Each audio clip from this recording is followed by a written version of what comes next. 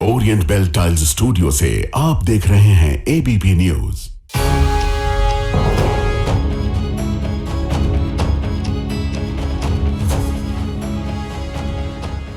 नमस्कार, मैं हूं प्रतिमा मिश्रा। आज दिन की बड़ी खबरों के साथ आइए शुरू करते हैं भारत की बात। शुरुआत उन खबरों से जिन पर विस्तार से करेंगे चर्चा। झारखंड में चल रहा छात्रों का आंदोलन आज और तेज हो गया, लेकिन आज भी समाधान नहीं निकला। छात्र और सरकार के बीच होने वाले संवाद पर कैसे हावी हो गई सियासत, कवर स्टोरी में इस पर बात करेंगे। हजारों करोड़ में बना लखनऊ कानपुर एक्सप्रेसवे एक बार फिर धंस गया। अब एक्सप्रेसवे को पंखे से सीपीआर दिया जा रहा है। ये खबर भी आपके लिए होगी। दिल्ली में सिस्टम के करंट ने आज एक और जान ले ली। चुरू में भी सिस्टम की छत ढह गई। आखिर कब तक सिस्टम हत्यारा बना रहेगा, इस पर रिपोर्ट दिखाएंगे। और हर दिन की तरह रात 8:30 बजे आप मेरे साथ देखेंगे स्पेशल रिपोर्ट अगस्त की जल क्रांति। शुरुआत करते हैं।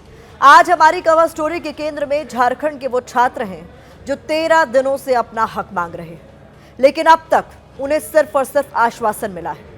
झारखंड की राजधानी रांची में हजारों छात्र पेपर लीक, परीक्षाओं में हुई धांधली को लेकर आंदोलन कर रहे हैं। झारखंड में पेपर लीक के खिलाफ करो या मरो की ठान कर बैठे छात्रों ने राज्य की सोरेन सरकार को क्लियर मैसेज दिया है, या तो इस्तीफा दो या फिर 3 मांगों को मानो।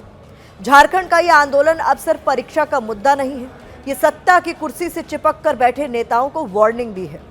आज इस आंदोलन से जुड़ी 4 बड़ी खबरें सामने आई। पहली बड़ी खबर यह कि छात्र शर्तों के साथ सरकार से बातचीत करने को तैयार है। दूसरी बड़ी खबर यह आई कि छात्र बंद कमरे में नहीं बल्कि मीडिया की मौजूदगी में वार्ता करेंगे। छात्रों ने कहा है कि जब तक तीनों मांग नहीं मान ली जाती तब तक आंदोलन खत्म नहीं होगा। और चौथी बड़ी खबर यह आई कि आज पेपर लीक और परीक्षा धांधली के मामले में 5 और आरोपियों को गिरफ्तार किया गया। इस बीच इस मामले पर राजनीति भी जबरदस्त चल रही है। छात्रों को गटर छाप बताने वाली बीजेपी की सांसद कंगना रनौत ने आज सुबह झारखंड के छात्रों का सहारा लेकर राहुल गांधी को घेरने की कोशिश की, राहुल गांधी पर सवाल उठाए, लेकिन शाम होते होते राहुल गांधी ने झारखंड के छात्रों का समर्थन कर मास्टर स्ट्रोक चल दिया। पहले वार पलटवार का एक चैप्टर देखिए, उसके बाद खबर को विस्तार दें। जब वहाँ पे झारखंड में जो है बच्चों की इतनी स्थिति खराब है, वहाँ कोई जोमेटो कोई स्विगी वहाँ नहीं पहुँच रहा है। कोई भी उनको जो है खाने का, मैंने देखा कि तरपाल तक लगाने की उनको जो है इजाजत नहीं मिल रही है। खाने का जो मैंने देखा लंगर, क्या उसकी स्थिति है। बच्चों ने 2-2 3-3 दिन से कपड़े नहीं बदले हुए हैं।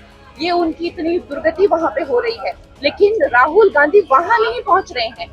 लेकिन जब लोगों को उकसाना होता है, बच्चों को जो है आतंकी शक्तियों के साथ मिलकर जो है देश की सिक्योरिटी पे जब खतरा करो, तो राहुल गांधी जो है सबसे पहले देश को खतरा बनकर निकलते हैं। हमारा एजुकेशन सिस्टम कोलैप्स्ड है, बहुत महंगा है और ऑप्रेसिव है। हर सरकार को स्टूडेंट्स की बात सुननी चाहिए और एजुकेशन सिस्टम को बदलने के लिए एक्शन लेना चाहिए, चाहे वो कांग्रेस की सरकार हो, नेशनल सरकार हो या झारखंड की सरकार हो। ये वही अभिनेत्री और बीजेपी की सांसद कंगना रनौत हैं जो कुछ दिन पहले तक छात्रों को कोस रही थी, लेकिन अब इनका हृदय परिवर्तन हो गया है। और यह हृदय परिवर्तन इसलिए हुआ क्योंकि जिस झारखंड में छात्र आंदोलन कर रहे हैं वहां विपक्ष की सरकार है।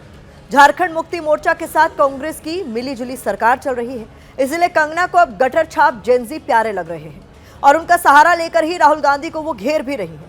लेकिन राहुल गांधी ने भी छात्रों के समर्थन का ऐलान कर न सिर्फ कंगना रनौत को जवाब दिया, बल्कि बीजेपी की सियासी चाल को भी फीका कर दिया। वहीं दूसरी तरफ छात्र अपने भविष्य के लिए लड़ रहे हैं, जहां छात्र कह रहे हैं पीछे नहीं हटेंगे, भले ही ये सफेद चादर कफन बन जाए।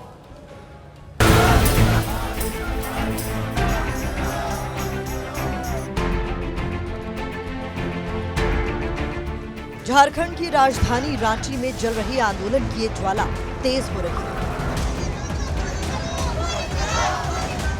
छात्र अपनी मांगों पर अड़े हैं। एक ही आवाज है, एक ही सुर है, सरकार को मांग तो माननी पड़ेगी। सवाल भविष्य का है, सवाल परीक्षा का है, इसलिए छात्र दिन रात 24 घंटे बैठे। रांची का जयपाल सिंह मुंडा स्टेडियम आंदोलन का गढ़ बन गया है।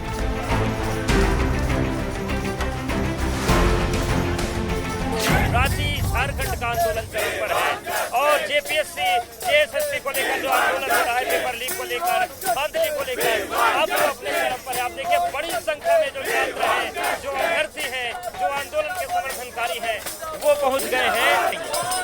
सरकार के द्वार नहीं जाएंगे, सरकार हमारे द्वार आएगी। जिस विधानसभा में सरकार है वो विधानसभा का घर जो है हम दिए हैं। छात्रों ने सरकार से वार्ता को तो हरी झंडी दिखा दी है, लेकिन शर्तों के साथ, और शर्त ये है कि बातचीत मीडिया के सामने हो, खुले मैदान में हो, ताकि सबको फैसले की जानकारी रहे।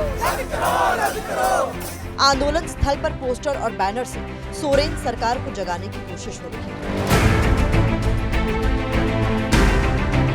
हर पोस्टर पर अलग अलग मैसेज, किसी पर नौकरियों का रेट लिखा है, किसी पर लिखा है परीक्षा रद्द नहीं तो धरना खत्म नहीं। सरकार ये बताने आई है कि हम लोग आपकी बातों को सुनने के लिए तैयार है, आप डेलीगेटेड टीम भेजिए। तो हम लोग वही डेलीगेटेड टीम पे ही बातचीत चल रही है हम लोग की। जिस जगह पर छात्र पेपर धांधली को लेकर एकजुट है, वहाँ से सीएम सोरेन के आवास की दूरी महज 1 से 2 किलोमीटर है। इसके बावजूद झारखंड की सरकार को छात्रों की आवाज सुनाई नहीं दी। सवाल ये है कि छात्रों की मांगे सीएम सोरेन क्यों नहीं मान रहे? सीएम सोरेन खुद आगे आकर छात्रों की बात क्यों नहीं सुन रहे? सीबीआई की जांच कराने में दिक्कत क्या है? सवाल जायज है, लेकिन इन सवालों के बाद भी हेमंत सोरेन ने सिर्फ इतना कहा कि हम गंभीर हैं। मजबूती से एजेंसी अपने कामों में लगा हुआ है, जुटा हुआ है। मुझे लगता है कि इस विषय पर हम लोग बहुत कॉन्क्रीट सॉल्यूशन के साथ आगे निर्णय लेंगे। सीएम सोरेन को चिंता तो सता रही है, लेकिन चिंता छात्रों को लेकर कम और गद्दी की ज्यादा लग रही है। हेमंत सोरेन सरकार एक्शन में आ जाए, इसलिए छात्र भी उनके दिवंगत पिता शिबू सोरेन की तस्वीर लेकर आए। लेकिन जब से इन्होंने बागडोर संभाला है सर, युवा को इतना त्रस्त कर दिया है, इतना परेशान कर दिया है कि आज हम लोग इनके शासनकाल में आज हम लोग की भूख हड़ताल पर तीसरा दिन है। सिस्टम हो या फिर सरकार, सुधार होना ही चाहिए। दिल्ली में भी नीट पेपर लीक को लेकर केंद्र सरकार के मंत्री अपनी गलती नहीं मान रहे थे। अब झारखंड सरकार भी उसी राह पर है। अपने हक की लड़ाई लड़ रहे छात्र इस चाल को समझते हैं, इसीलिए क्लियर मैसेज दे रहे हैं। उन्हें राजनीति नहीं, उन्हें अपना हक चाहिए। परीक्षा में धांधली की सीबीआई जांच होनी चाहिए। तब तक जारी रखूंगा जब तक हमारी सारी मांग पूरी नहीं होगी, चाहे क्यों न मेरा ये सफेद चादर कफन में बदल जाए, मुझे मंजूर है। झारखंड पेपर धांधली मामले में कार्रवाई तेज होती दिख रही है। जिस टीडीपीएल कंपनी पर पेपर लीक के दाग लगे हैं, उसका एक दफ्तर लखनऊ के जानकीपुरम स्थित इंजीनियरिंग कॉलेज चौराहे पर। एबीपी न्यूज की टीम ने ग्राउंड पर जाकर कंपनी में पड़ताल की। अब यहाँ के कर्मचारी ही कंपनी पर सवाल उठा रहे हैं। तो जिस कंपनी ने ये पेपर कराया है, अगर उस कंपनी के नाम की बात करें तो उस कंपनी का जो नाम है वो TSR data processing private limited, और ये आदर्श कॉम्प्लेक्स का इंजीनियरिंग कॉलेज चौराहा है, और यहाँ पर फर्स्ट फ्लोर पर उसका ऑफिस है। ज़्यादा जानकारी वहाँ की कुछ है ही नहीं, क्योंकि जो सर लोग भी थे वो भी यहाँ नहीं आते थे। यहाँ सिर्फ मैन पावर का जो काम चलता है बस उसी के बारे में हमें जानकारी है। छात्रों की ताकत को पहचानते हुए अब राजनीतिक दल भी संसद से लेकर सड़क तक खुद को छात्रों का हितैषी बता रहे हैं, दिखा रहे हैं। नीट पेपर लीक को लेकर विपक्ष ने संसद की कार्यवाही नहीं चलने दी। शिक्षा मंत्री के इस्तीफे के बाद भी विपक्ष छात्रों का मुद्दा उठाते हुए गृह मंत्री का जवाब चाहता है। इसी तरह लखनऊ विधानसभा में भी चढ़ावा चोरी और छात्रों युवाओं के मुद्दे पर विपक्ष ने सरकार को घेरा। यहां भी विधानसभा नहीं चल पाई। आज झारखंड में भी यही हुआ। झारखंड विधानसभा सत्र के दौरान विपक्ष में बैठे बीजेपी विधायकों ने विधानसभा परिसर में प्रदर्शन किया। झारखंड विधानसभा का मानसून सत्र आज से शुरू हुआ है, लेकिन विपक्ष के विधायकों ने जेएमएम और कांग्रेस सरकार के खिलाफ मोर्चा खोल दिया। एनडीए विधायक बाकायदा तख्ती लेकर आए, हाथों में कार्डबोर्ड और उस पर अलग अलग तरह के नारे लिखे थे। वहीं आजसू विधायक निर्मल महतो पेपर लीक और परीक्षा धांधली को लेकर रेड चार्ट वाले कपड़े पहनकर आए।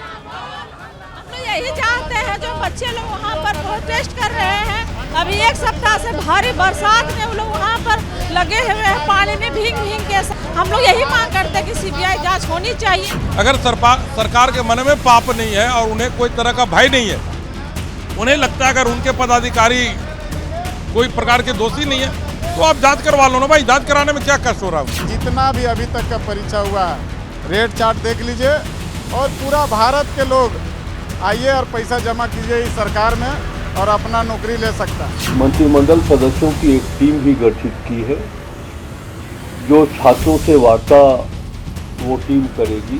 ने पहले सीआईडी की जांच कराई, छापा डलवाया, गिरफ्तारी कराई। उन छात्रों को धन्यवाद करना चाहता हूं कि उन्होंने सरकार की इस पहल पर सकारात्मक जवाब दिया है।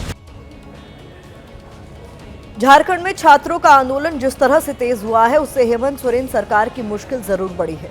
इस आंदोलन को लेकर अब हेमंत सोरेन के सामने दो ही रास्ते नजर आ रहे हैं।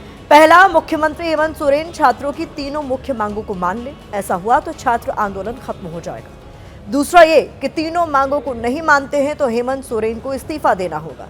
छात्र लगातार हेमंत सोरेन से इस्तीफे की मांग भी कर रहे हैं।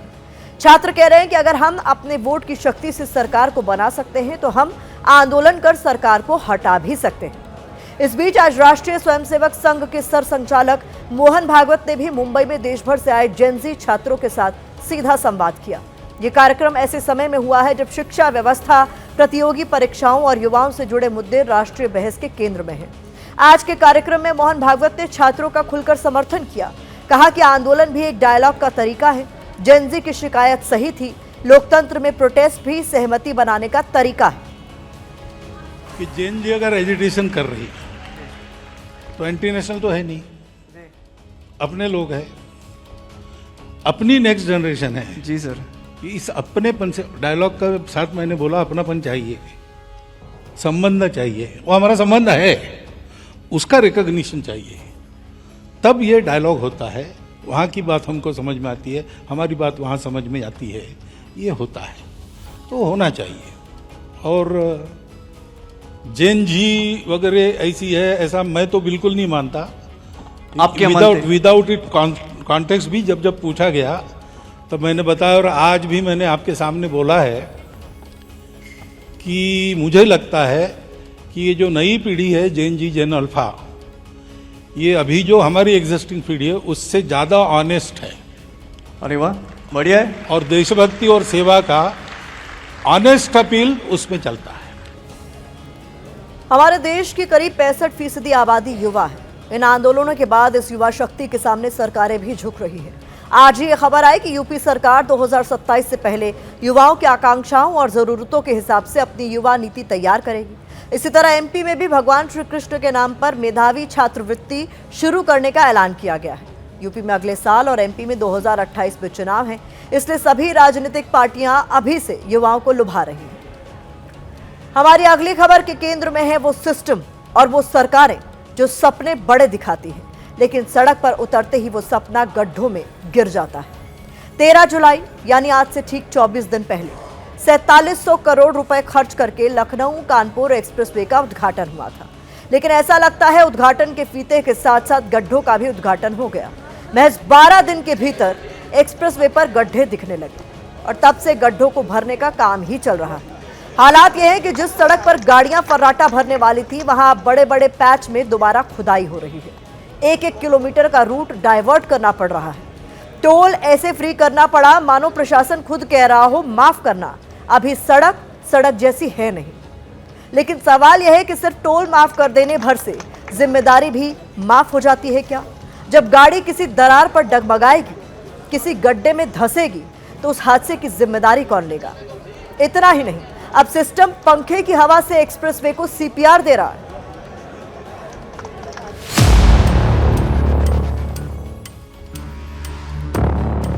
गिनने बैठेंगे तो सफर खत्म हो जाएगा। गड्ढे नहीं, जितनी किलोमीटर की सड़कें उतने गड्ढे, इसलिए भलाई इसी में है कि गड्ढे भर दिए जाएं। अरे ये क्या, हाईवे पर पंखा, कोई राहगीर नहीं, कोई वीआईपी नहीं, फिर ये हवा किसके लिए? ओहो, सड़क सुखाई जा रही है। 100 मीटर तक इन्होंने पैचिंग का कार्य पूरा कर लिया है, लेकिन 100 मीटर अभी बाकी भी है। मिट्टी गीली है, जो इन्होंने भरान कराया है, बिटुमिन दबाया है, उसमें भी पानी है। इसके अलावा जो हवा की नमी, जमीन की नमी को सोखने के लिए एनपीआई ने देखिए पंखे लगवाए हैं। अच्छा, अब बादल घिरे हैं तो सिस्टम पंखे के भरोसे। 60 मीटर के दायरे में 10 पंखों को ड्यूटी पर लगाया गया है। पता नहीं इस एक्सप्रेसवे पर कौन सा जिन्न मंडरा रहा है जो ये बार बार धंसता जा रहा है। जब एग्जिट पॉइंट के पास आप पहुंचते हैं तो गड्ढा 1 और ये गड्ढा नंबर 2 और इसके पास ही गड्ढा नंबर 3 और इसके थोड़ा आगे अगर आप बढ़ते हैं तो यहाँ पर भी गड्ढे ही गड्ढे आपको दिखाई देंगे। गडकरी जी ने तो अमेरिका जैसी सड़क का वादा किया था, लेकिन जब से इसका फीता कटा है, कभी यहाँ नए नए गड्ढे जन्म ले रहे हैं, कभी एक्सप्रेस में धंस कर धोखा दे रहा है।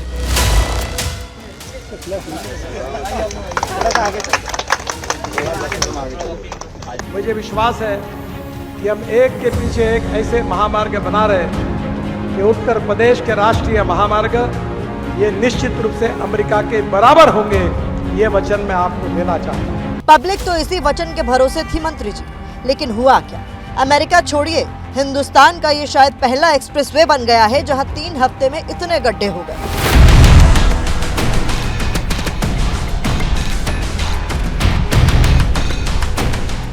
गाड़ी पंचर हो गई है और ये हम लोग क्या एक्सपेक्टेशंस थी कि हम लोगों ने वोट इसलिए दिया था कि जो है हम लोगों का काम ऐसा मिलेगा, हम लोगों को ये सर्विसेज मिलेंगी हम लोगों को। अभी एक पहली बारिश में आप रोड के हालात देख सकते हैं क्या है। रोड में बम्प एक तो बहुत ज़्यादा है, जगह जगह डाइवर्जन दे दिया गया है, गड्ढे काफ़ी ज़्यादा है।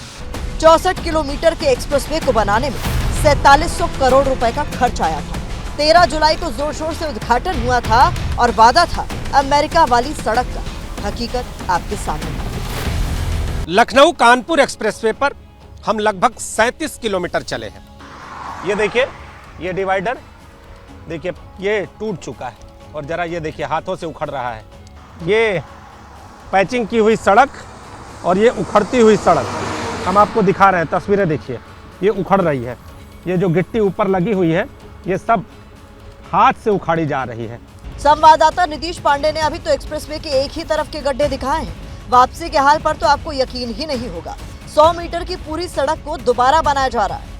अब देखिए, ये पूरी की पूरी सड़क फिर से बनाई जा रही है और जो जानकारी सामने है वो ये है कि ये जो सड़क है वो धंस गई थी, एक तरफ झुक गई थी। यहाँ का जो हिस्सा है वो बराबर नहीं। अब आप खड़े हो, एकदम आपको हार्ट अटैक हो जाए, आप मर जाए तो क्या करेगा कोई, बताइए। कुछ नहीं हुआ है। जो नया रोड होता है, आप घर का नया मकान बनाओगे तो उसमें भी थोड़ा सा ऐसा होता है। सुना आपने NHAI के अधिकारियों का तर्क। हाँ भाई, हार्ट अटैक हो जाए तो कोई क्या ही करेगा। अब आप लोगों ने सड़क ही इतनी मजबूत बनाई है, NHAI को अब इस एक्सप्रेसवे को भी ठीक करने के लिए 200 लोग उतारने पड़े। भारी भरकम मशीनें भी लेकर आए, अब बस पंखे भरोसे। कोई चीज भीग जाती है तो पंखे के सामने खड़े होते हैं कि नहीं होते भाई? सूखेगा कि नहीं सूखेगा ये बताइए आप भाई। जहाँ गीला है तो हवा आएगी तो जल्दी सूखेगा। सुखाने के लिए कोई प्रेशर मशीन या इस तरह? भाई अधिकारी ने जैसा बोला ऐसा ओके है। अब इतनी भद पिटी है तो NHAI ने कल से टोल लेना बंद कर दिया। अभी NHAI से आदेश है कि जब तक ये रोड नहीं बन जाएगा तब तक नहीं लिया जाएगा। NHAI कह रहे हैं कि सिर्फ 1 किलोमीटर में गड्ढे हैं, लेकिन हकीकत आपकी नजरों के सामने। गड्ढे आज के नहीं हैं, 10 दिन पहले ही दिखने लगे थे। NHAI हरकत में आई। एक्सप्रेसवे बनाने वाली कंपनी PNC इंफ्राटेक को नोटिस जारी किया गया। PNC इंफ्राटेक को नोटिस जारी किया गया। दोषी अधिकारियों पर कार्रवाई शुरू हो चुकी है। करीब 3 करोड़ रुपए की मरम्मत भी उसी कंपनी से करवाई जा रही है। लेकिन NHAI में बैठे उन अफसरों का क्या, जिनकी जिम्मेदारी थी ये देखना कि एक्सप्रेसवे भरभरा कर मिट्टी में ना मिले। NHAI सारा दोष कंपनी पर मढ़ रही है, लेकिन उसी कंपनी के स्टॉक एक्सचेंज खुलासों के मुताबिक पिछले महीने 16 जुलाई को NHAI ने PNC इंफ्राटेक के साथ करीब 3,483 करोड़ रुपए के 2 नए हाईवे प्रोजेक्ट्स का समझौता भी किया। वहीं कंपनी का नाम पहले एक CBI जांच में भी सामने आ चुका है, जिसमें NHAI अधिकारियों को कथित रिश्वत दिए जाने के आरोपों की जांच हुई थी। लेकिन सवाल यह है कि जब PNC इंफ्राटेक पर सारा दोष मढ़ा जा रहा है तो फिर नए ठेके इसी PNC इंफ्राटेक को कैसे मिल रहा है? बार बार धंस रहे इस एक्सप्रेसवे की तस्वीर देखकर लग रहा है जैसे इसको बनाने में भ्रष्टाचार का सीमेंट और बजरी का भरपूर मात्रा में इस्तेमाल किया गया है। इस बीच एक्सप्रेसवे के धंसने की खबर के बाद सियासी गाड़ी भी दौड़ने लगी है। समाजवादी पार्टी के अध्यक्ष अखिलेश यादव ने एक्स पर पोस्ट किया है और लिखा है, यह है भाजपाई तरक्की की नई हवा। कुछ दिनों पहले ही जिसका उद्घाटन हुआ हो, उस सड़क को मरम्मत की जरूरत पड़ गई और एक्सप्रेस स्पीड से मरम्मत को सुखाने के लिए पंखे का इस्तेमाल किया जा रहा है। यह भी हास्यास्पद है। भाजपा राज में हुआ हर निर्माण चलता कम, धंसता, ढहता, गिरता ज्यादा है।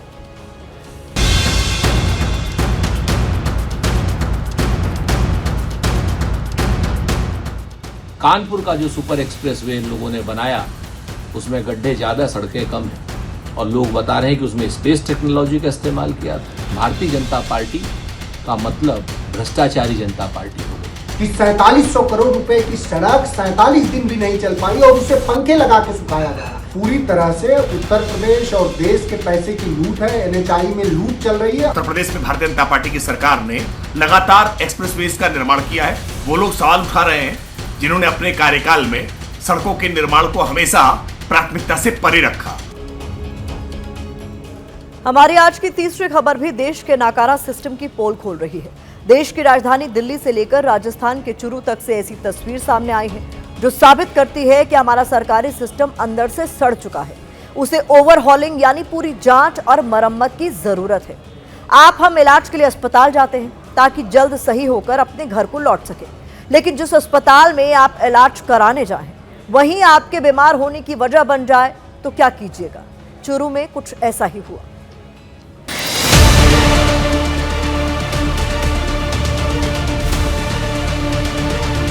राजस्थान के चूरू से आई इस तस्वीर को केवल हादसा समझकर भूलने की गलती मत कीजिए।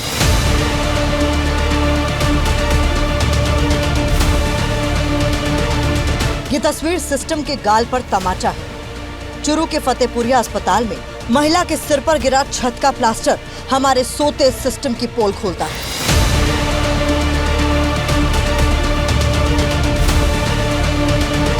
वो तो शुक्र मनाइए इस हादसे में महिला की जान बच गई, नहीं तो हमारे नकारा सिस्टम ने तो किसी बड़ी अनहोनी की पूरी तैयारी की थी।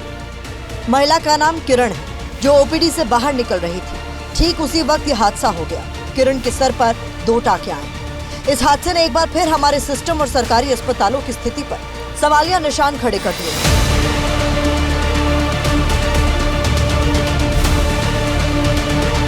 खुद अस्पताल के प्रभारी डॉक्टर बंसीधर बता रहे हैं, हादसे वाली जगह के साथ साथ अस्पताल के कई हिस्सों को खतरनाक बताते हुए अधिकारियों को अवगत कराया गया था। 4 तारीख को ही PWD को इसे लेकर चिट्ठी भी लिखी गई, लेकिन किसी ने सुध नहीं ली। पहले भी 2-3 बार लिख के दे दिया इसके बारे में, इसकी मरम्मत कराई जाए। आज क्या कि वैसे भी हमने पहले मना तो कर रखा था, लेकिन अचानक ही क्या ये गिर के और नीचे, हाँ सिर में चोट लगी है, 2 स्टिच लगे हैं मुझे।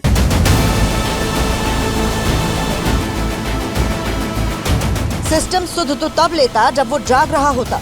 हादसे के बाद विपक्ष सरकार पर हमलावर है। चूरू के सांसद राहुल कासवान ने सोशल मीडिया के जरिए राजस्थान सरकार पर हमला करते हुए लिखा, लापरवाही की हदें पार, फिर भी सोई है सरकार। चूरू में तो महिला घायल हुई, लेकिन देश की राजधानी दिल्ली में सिस्टम की लापरवाही ने एक शख्स की जान ही ले ली।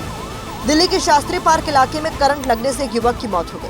बताया जा रहा है युवक दिल्ली देहरादून एक्सप्रेसवे के पिलर नंबर 52 के नीचे मौजूद 8 फीट ऊंची ग्रिल को पार करने की कोशिश कर रहा था, लेकिन इसी दौरान वो स्ट्रीट लाइट के खुले बिजली के बॉक्स के इन तारों की चपेट में आ गया। सोमवार सुबह पुलिस को जानकारी मिली कि Delhi Dehradun expressway pillar number 52 के नीचे एक शख्स को करंट लग गया। इसके बाद पुलिस की जो टीम थी वो तुरंत यहाँ मौके पर पहुंची। यहाँ पर एक बोर्ड लगा हुआ है, तस्वीरें आप देख सकते हैं कि यहाँ पर तारे भी हैं। जब उस शख्स ने इस बोर्ड के ऊपर पैर रखकर इस ग्रिल को पार करने की कोशिश की, उस वक्त उसको करंट लग गया और उसकी यही मौके पर मौत हो गई। इधर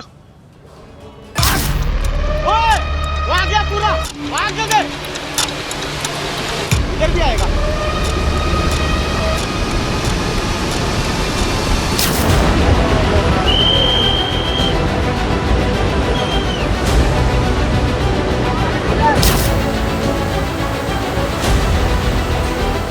पहाड़ी क्षेत्रों में अत्यधिक वर्षा होने के कारण नदी एवं नालों का जलस्तर बढ़ गया है।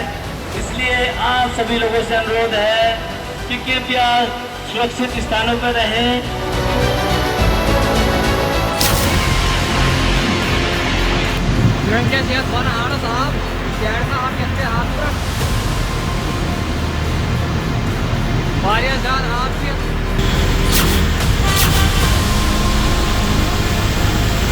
सेक्टर 40 की तस्वीर दिखा रहा हूं गुरुग्राम की, कि किस तरह से यहां पर वो जो तस्वीर है वो लबालब सड़कें नजर आ रही हैं, पानी से भरी हुई। ये डूबी हुई सड़कें नहीं, ये डूबा हुआ सिस्टम है जो कि हर साल इसी तरह की तस्वीर हमें दिखाता है।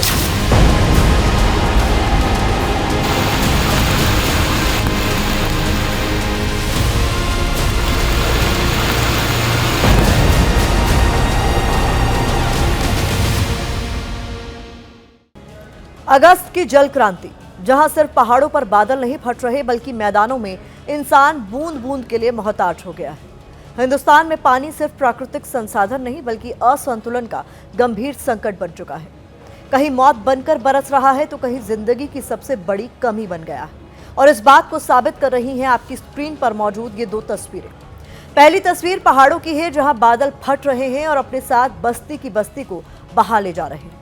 जम्मू कश्मीर से लेकर करगिल तक लगातार फ्लैश फ्लड की तस्वीरें सामने आ रही हैं। जबकि दूसरी तस्वीर राजधानी दिल्ली से सटे नोएडा शहर की है, जहां चमचमाती गगनचुंबी इमारतों के बीच सैकड़ों लोग पीने के पानी से लेकर खाना बनाने तक हर रोज गटर में उतरते हैं और रिसते हुए पाइप से पानी भरकर घर तक ले जाते हैं। दूसरी तरफ देश में मानसून का पूरा पैटर्न ही बदल चुका है।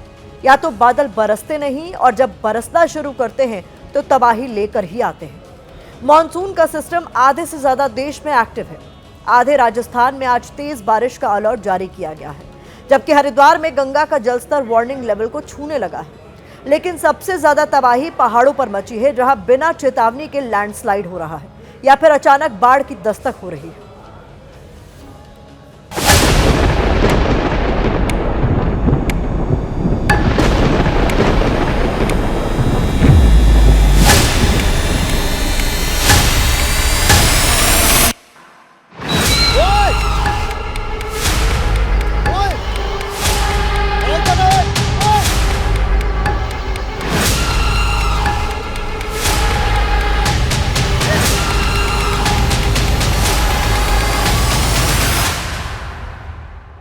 नदियों का विकराल रूप डरा रहा है और दरकते हुए पहाड़ मानो चेतावनी दे रहे हैं।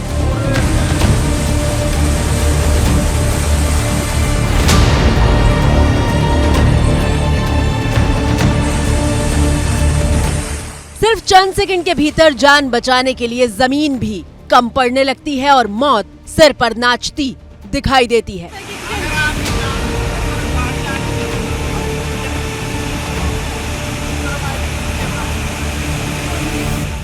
इस तस्वीर को थोड़ा तफसील से देखेंगे तो पता चलेगा कि कैसे एक व्यक्ति खाई में गिरने से बाल बाल बचा और पहाड़ से कितना बड़ा पत्थर मौत बनकर आया था।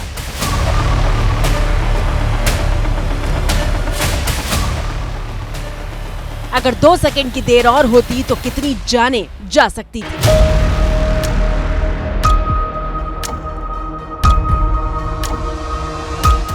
अगली तस्वीरें केदारनाथ हाईवे की हैं, जहां पूरा राजमार्ग मलबे की समाधि में लीन दिखाई दे रहा है। कि बरसा से जो भीषण गदेरा, जो गीड़ गदेरा के नाम से जाना जाता है, ये गदेरा जब रात को आया तो आप देख सकते हैं कितना नुकसान इस गदेरे ने कर दिया है। केदारनाथ से लेकर किन्नौर तक तबाही की एक जैसी तस्वीरें सामने आ रही हैं।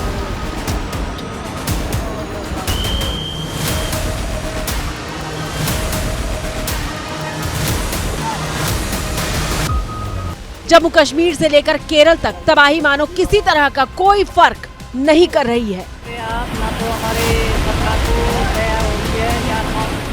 पहाड़ों पर तबाही दस्तक देती है तो जिंदगी की रफ्तार थामने के तमाम इंतजाम भी कर देती है, लेकिन पहाड़ रुकता नहीं। पुल को बारिश बहा ले गई और ये लोग एक पेड़ के सहारे जान दांव पर लगाकर मंजिल तक पहुंचने में जुटे हैं।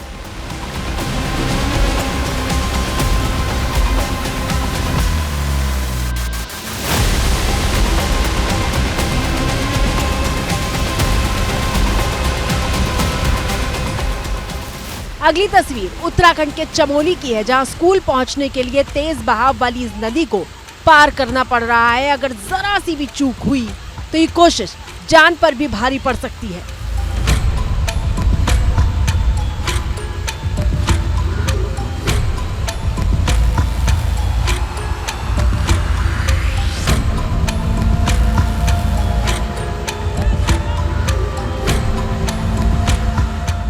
चलिए सबसे पहले आपको उत्तराखंड के रुद्रप्रयाग की तस्वीरें दिखाते हैं, जहां मूसलाधार बारिश के बाद दरकते पहाड़ आफत बनकर आए हैं।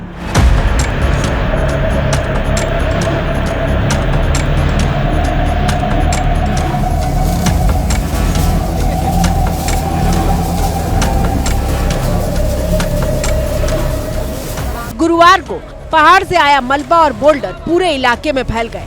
हाईवे पर मलबा आने की वजह से 80 गांवों का संपर्क टूट चुका है।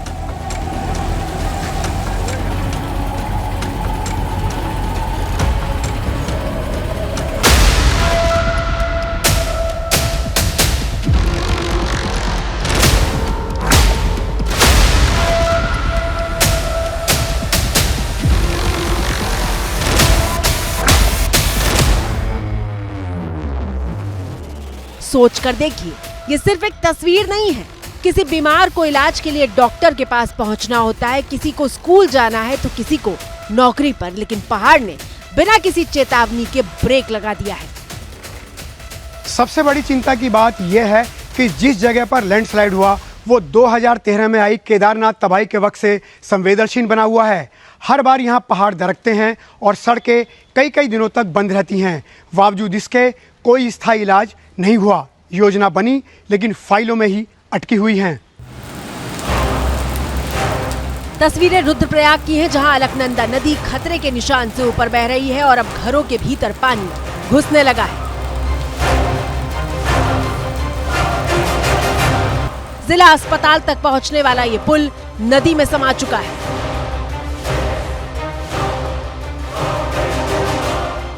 और अब जम्मू कश्मीर के कोने कोने से आई तस्वीरें देखिए, जहां लगातार और बार बार बादल फट रहे हैं। दक्षिण से लेकर उत्तर कश्मीर तक बादल फटे हैं। कश्मीर घाटी में हो रही तेज बारिश और तूफान की वजह से पहाड़ी नालों में अचानक पानी का बहाव विकराल हो रहा है। ये जो नाले में पानी अचानक से आ गया, माल मवेशी चराने वाले बंदे कुछ पानी की ज़द में आ गए थे, जिसमें एक मर्द था और 3 औरतें थी। तो अभी तक वेट किया, जब पानी कम नहीं होने का नाम ले रहा था, पानी बढ़ रहा था, तो अभी जेएंड के पुलिस चौकी ऑफिसर साहब आ गए, थाने से भी पुलिस आ गई। उनकी मदद से और गांव वालों की मदद से पूरा माल सेफ बाहर निकल गया और इंसान भी जो थे, 3 लेडीज और 1 जेंट्स था, वो भी बाहर आ गए। कोई नुकसान नहीं हुआ। बहुत नुकसान हुआ, खुसूसन सलंदर का जो एरिया है, बांडीपुरा कॉन्स्टिट्यूंसी का एक लास्ट कोना, उस कोने में 4-5 मकान डैमेज हो गए। लोगों के गाय वगैरह भी पानी में चली गई।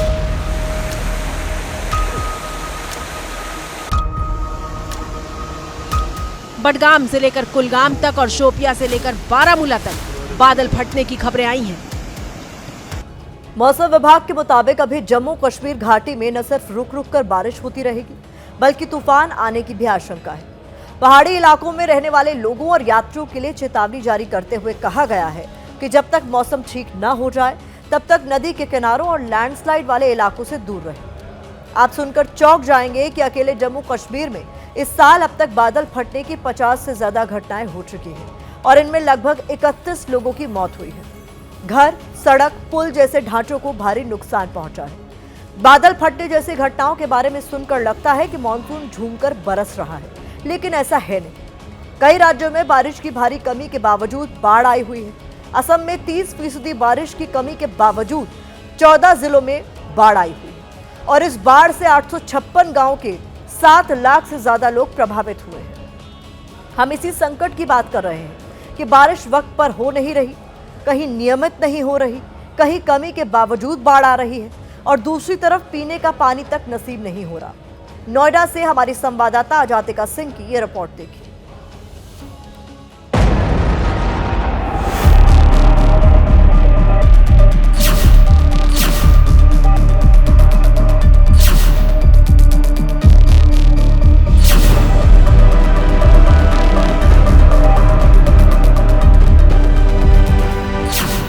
ये एक ऐसी कहानी है जो आपको सोचने पर मजबूर कर देगी, हैरान करेगी और जहन में सवाल भी पैदा करेगी।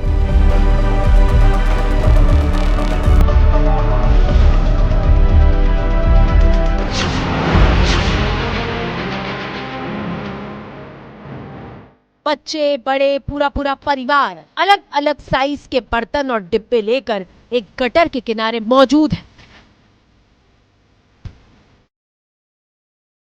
वो गटर जहां इतनी बदबू होती है कि खड़ा होना तक मुश्किल है। लेकिन अब देखिए, ये लोग गटर की 10 फीट की दीवार को लांघ कर अंदर जाते हैं।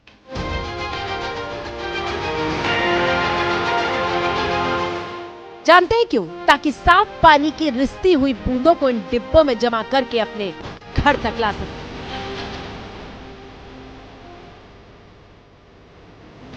देखिए पानी की जद्दोजहद कैसे चल रही है। ये नोएडा सेक्टर 78 के पास की तस्वीर देख रहे हैं। नीचे तेज नाला बह रहा है और छोटे छोटे बच्चे इस नाले में उतरकर एक पाइप जो वहां से पहुंच रहा है, जो कि फ्रेश वाटर का बताया जा रहा है, वहां तक पहुंचने की कोशिश कर रहे हैं, क्योंकि करीबन 1 से 1.5 महीना हो गया है।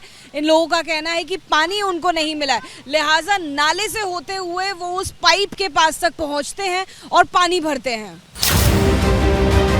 गटर के ठीक नीचे ये पाइप गुजर रहा है, जिसकी छोटी सी दरार सैकड़ों परिवारों के लिए उनकी जीवन रेखा बन गई है। लेकिन इस पानी तक पहुंचना खतरा मोल लेने से कम नहीं है। बच्चा यहाँ पर बह गया उस तेज नाले के साथ में। साफ पानी भर के लाया था बच्चा, लेकिन वहाँ पर बहाव इतना तेज था क्योंकि बारिश लगातार हो रही है, तो ऐसे में वो बच्चा भी वहाँ पर स्लिप हो गया। छोटी छोटी बच्चियां इस गटर में उतरती हैं और घर के लिए पानी ले जाती हैं। रोज यहाँ से पानी भर के लेके जाती हो आप? हाँ। ये तो बहुत रिस्क है, डर नहीं लग रहा? मजबूरी है। तो कितनी बार आ रही हो, कितनी बार यहाँ से पानी भर रही हो? हमको 1 महीना हो गया।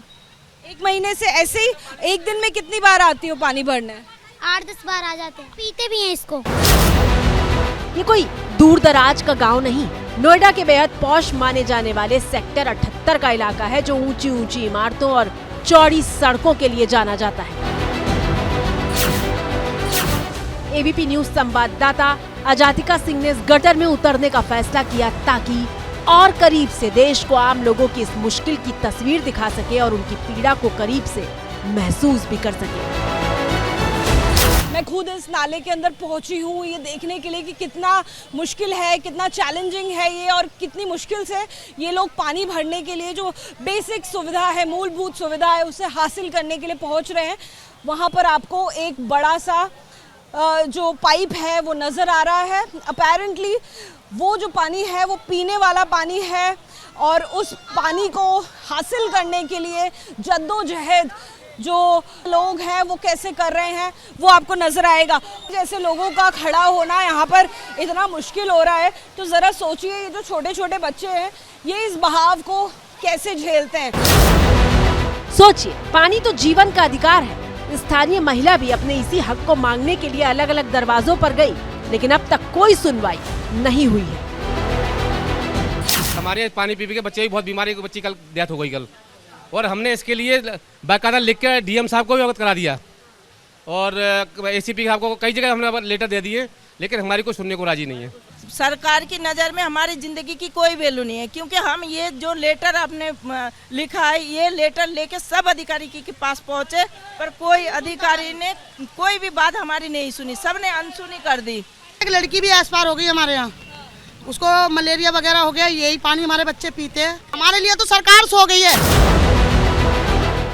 जब गुहार लगाते लगाते ये परिवार थक गए तो नाउम्मीदी से भर गए।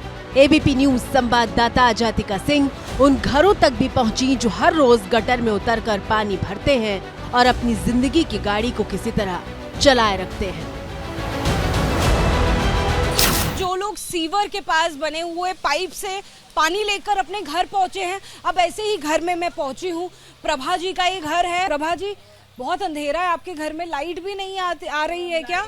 नहीं है, लाइट भी नहीं है यहाँ। जब से पानी बंद हुआ है 3 महीने हो गया, और तब से लाइट भी नहीं है और पानी भी नहीं है। और अभी पानी भर के लाए क्योंकि नहाना भी है और खाना भी बनाना है, और सब्जी बना के गए। अभी चाय बनाएंगे, बर्तन रखा हुआ है गैस पे, बस ये पानी मैं लेके आई हूँ जिससे हम अभी चाय बनाएंगे। और इस चाय को मतलब इसी पानी से खाना भी बनाते हैं और खाना भी खाते हैं। भारतीय मौसम विभाग के आंकड़ों के मुताबिक बहुत सीमित समय में ही मानसून सक्रिय रहा, जब पर्याप्त बारिश हुई। मिसाल के तौर पर 1 जून से 27 जुलाई के बीच देश के 19 राज्यों और केंद्र शासित प्रदेशों में सामान्य से कम बारिश दर्ज की गई।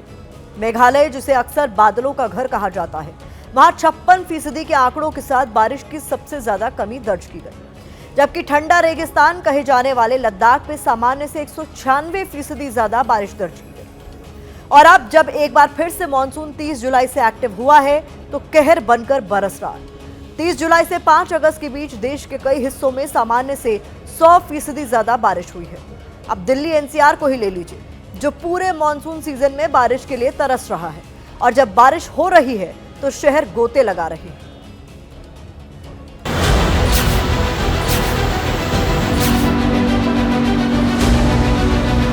सड़कों पर पानी, घुटनों तक डूबे लोग और गाड़ियों की धीमी रफ्तार। सिर्फ तारीख बदल गई है, लेकिन बारिश में डूबने वाले गुरुग्राम की तस्वीर नहीं बदली। कुछ घंटों की बारिश में डूबता, थकता, ठहरता और लड़खड़ाता हुआ गुरुग्राम।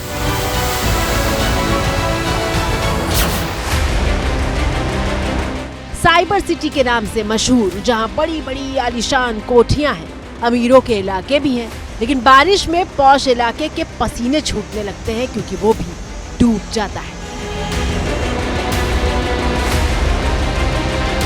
आज सुबह से ही हो रही लगातार झमाझम बारिश के चलते शहर जलमग्न हो गया है। चारों तरफ पानी ही पानी भर चुका है। आप देख सकते हैं कि मेरे सामने स्कूटी चल रही है, स्कूटी में भी पानी टायरों के ऊपर तक आ रहा है।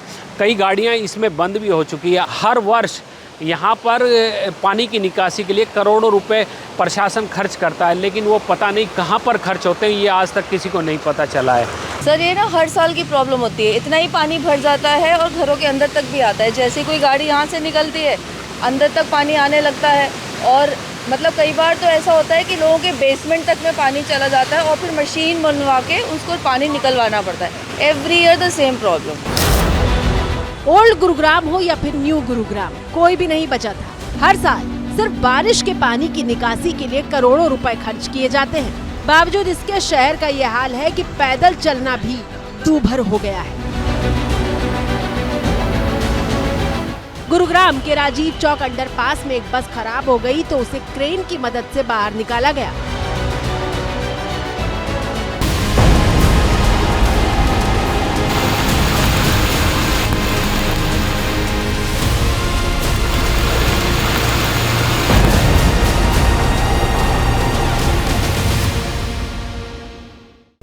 जम्मू कश्मीर में मूसलाधार बारिश के बाद दस्तक देने वाली आफत रुकने का नाम नहीं ले रही।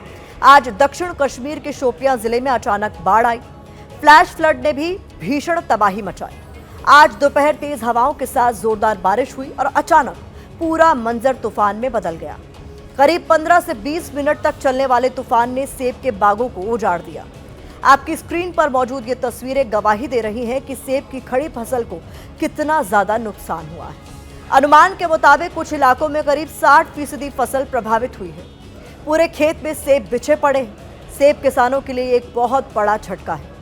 मौसम विभाग के मुताबिक 6 से 19 अगस्त के बीच कई राज्यों में भारी से बहुत भारी बारिश होने की चेतावनी है। इसी के साथ भारत की बात में मुझे दीजिए इजाजत। कल रात 8 बजे आप सभी से फिर होगी मुलाकात।